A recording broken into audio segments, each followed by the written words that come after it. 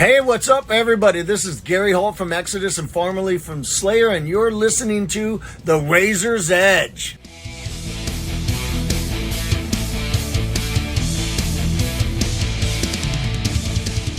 You're listening to The Razor's Edge. My name's Matt, and I am at Uprising Festival with two of Voidwalker. Hey. How are you guys getting on? Doing pretty great. I mean, like, we've been absolutely abusing the Metal to the Masses win last year. Like, just begging every Metal to the Masses, can we play, please? Yeah, super enjoying it. Yeah, no, this weekend as well has been super fun. Weather's currently shining. Yesterday was electric. Today is even more so somehow. It must be nice to round off like a Metal to the Masses, or post Metal to the Masses campaign, should I say, with a home city festival slot. Yeah.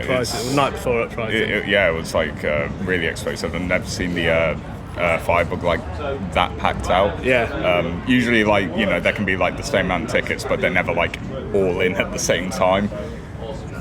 Oh, cool. I mean, you're on first, wasn't it? Yeah. So, we were opened up. We had the honour of starting off the whole thing. Yeah. Openers of Uprising. No, that's not bad, is it? It's incredible. How do you find the reception is in other cities? Do you feel like people are starting to take notice of Voidwalker a year after? People definitely get into us. Like we start playing a couple songs and they kind of like get the energy. You see people start to move, and it's just So I feel like people are quite nice everywhere else. Like wherever we've gone, we've been up. Like we're up to Scotland for the Metal to the Masses Grand Final. That was that venue was so nice. Like really? the Bell Angel. Cannot recommend it anymore. And as well, the places like London, playing at the Dev, and then Sheffield, over at Corp, like all absolutely wonderful venues, and it's like so good seeing like all the other bands doing the same stuff that we were doing that previous year. So like Glasgow and London seem to be highlights of the going further afield then. Oh yeah, for sure. Excellent, cool. Well, we've had the Slow Decay. Yes. Not that long ago now, actually. Yeah, back in March. How's that campaign gone? Oh, that went a lot better than I thought it was. That exploded. Obviously, now that we've built a bit of a fan base, we're expecting a bit more. But it really took off. Like we were super pleased with it. Everyone seems to be streaming it lots, making us. So we've got a good 50p from Spotify, I think, ready to go. Yeah. Such riches in this day and age. That's excellent.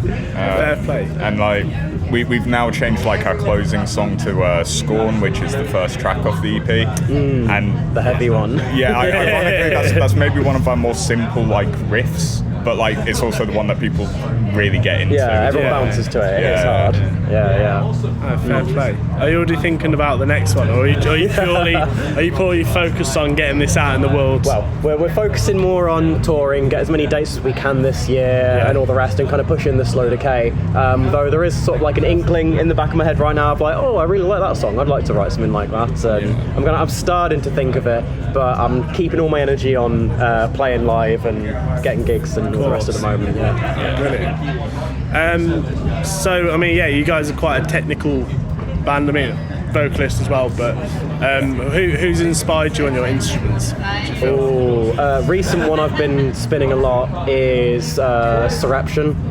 They've got that song "King of Undisputed Nonsense." I was about to say that. Insane intro. It's the groove and the riffing, isn't it? Yeah. And then there's other stuff like more melodic stuff like Protest the Hero is probably my favourite band ever. Right. And so of course all the sort of like melodic technical stuff that they like to do is stuff I like to like. You don't hear it in our records, but it's stuff that kind of like inspires little bits of it and all the rest. Yeah. And then also more recently. It's been a bit of old school like Trivium and Bullet, purely because of that upcoming tour they've got in February next year. I mean, what about yourself? I listen to like a lot of hardcore bands, so like there's like a lot of yelling segments rather than like sort of death metal and gutturals. Like I go from like fucking Sick of It All to Cannibal Corpse, like, and everything in between there is just, if I listen to it, I unconsciously like absorb it and it's like I like that. I'll try that. Of course. Do you feel Leicester's a strong part of the country to be in a band? Like, I've obviously noticed your grunk cap. I mean we do love our grunk. Like, you could play to an empty show and it's just Grunk in the crowd and you've got an insane crowd already. They're fantastic. Like I feel like Leicester is definitely becoming a lot stronger over the years. A lot of good bands around at the moment, and just the Midlands in general is just shit hot, I think. When it comes to absolutely, when it comes to the scene. You do have like the bonus of Leicester having like 3 incredibly good promoters. You got Jared with Crowded, who's always putting on like some of the most amazing shows. Not strictly like metal-y. He's been getting math rock in, which is like awesome. Like got Chinese football to play. At Firebug, and that was sick. Wow. I saw them at Art Tangent last year, perhaps.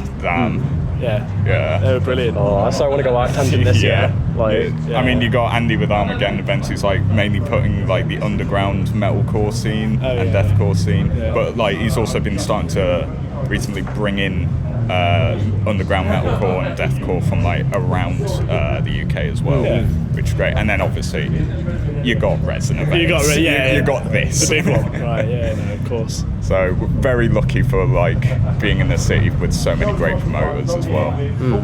I'm based in Birmingham, but it does seem that Leicester is one of the stronger pockets of underground music at the moment, because I see the quality of the bands coming through at Metal to the Masses. Was it Balcaster the year before you guys? And then Metal to the Masses the year before us was Solvay. Yeah, and then was it Balcaster the year before them? No, Balcaster got like it was a bit of a weird one because that was it. It was just after like lockdown, so everything kept going up in the air of, can this band come over to play? I remember that's it. Oh, cool. Okay. Well, you've already played, but who are you hoping to catch over the rest of this week? Oh boy, day should I say? I really want to see Forlorn. I love Forlorn. I unfortunately missed Tribe of Ghosts because we were doing interviews. It's a shame, but Major currently playing right now, so I briefly caught them like on the way in, which was nice. They're always good. Discharge. I really want to see, but unfortunately they're clashing with Breed 77, so I'm gonna have to like run back and forth between the songs. Oh, and then you got Cellar Darling as well. I really want to catch Cellar Darling. Catatonia as well. Oh, of course. The main attraction. Absolutely. Cool. Not the Welsh Britpop band. No, not. I like it. Guys, thanks for your time. Thank you very much. It's been good to speak to you. It's been a pleasure. Yourself again. And I'm sure I'll see you out there at some point. Awesome, But this has been Voidwalker at Uprising for the Razor's Edge.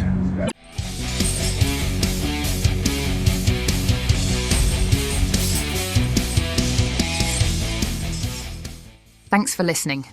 Make sure you keep up to date with all of our interviews by subscribing to our channel. For all the latest news, reviews, interviews and more, head over to our website, www.therazorsedge.rocks.